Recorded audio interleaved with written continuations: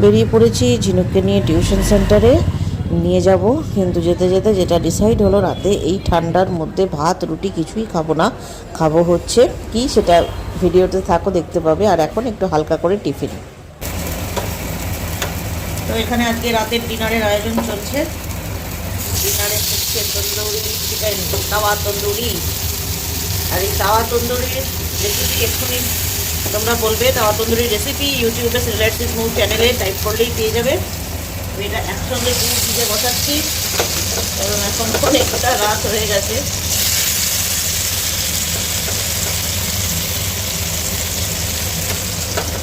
তাওয়াতে এগুলো একটু করে নিই, ফাইনাল লুকটা তোমাদের পরে দেখাবো। আর একটু হয়ে যাক।